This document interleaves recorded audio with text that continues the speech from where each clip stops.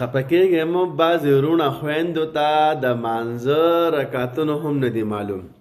ټیک ده، ځکه چې ما ته یو ورور وایي څوک ووایي ما ته د مانځه طریقه وښایه او ما ته د مانځه رکعتونه وښایه، نو تندي نه مې پړق ورکړو چې خدایه پاکه موږ په نوم باندې ځان ته مسلمان وایو او موږ مونځ نه کوو، رکعتونه موږ ته نه معلومه. نو ما وغوښتل چې دا صحیح ده، زه به دا قدم اوچت کړم او زه به په ترتیب تر تاسو ته رکعتونه شروع کوم او وبښیم تاسو ته مونځونه رکعتونه ټول هر څه به ته وښیم. ښه راځو د سهار د مونځ نه شروع کوم ورته. د سحر 4 رکعاته دي، څلور رکعاته د سحر دي، 4 2 سنت دي 2 فرض دي. اول به خپل مردار 2 رکعاته سنت وکي، ولد والین امینه پورې به مونځ وي او وستره به صورت وي. په صورتو کې ښه اولنی رکعت کې به ولد والین امین ته ورسې او بیا به په دویم رکعت کې هم ولد والین امین ته ورسې او دواړه کې به صورت وي.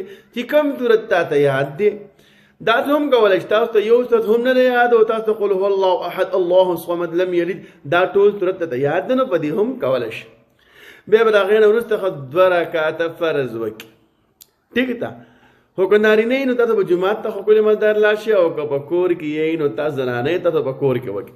نیت یې څنګه ده؟ بس نیت دغه ده، بس تا اودس وکړو، بس دغه نیت کافي دی.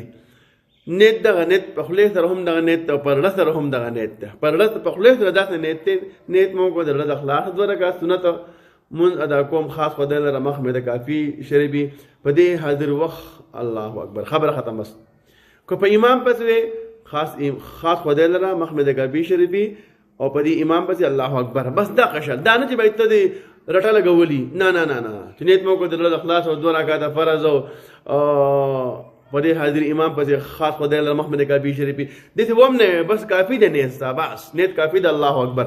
بس که بیا هم په دې کې نه پوهېږئ بیا هم زموږ نه کمنټ کې تاسو دغه ولیکئ، سوال ولیکئ، د به انشاءالله که فارغ ټیم راته میلاو شو بیا به تاسو له هم هغه جواب درکړم. صحیح ده، نو مشکل پکې څه نشته. ښه اول 2 رکعات سنت دي دام ډک دي، بیا وروسته 2 رکعاته فرض دي دام ډک دي. ډک دي ته ویل کېږي چې په دې کې صورت ویلی شي او تش هغه ته ویل کېږي چې هغه ولد والین امینه پورې ویلی شي. بس پوه شوې که نه؟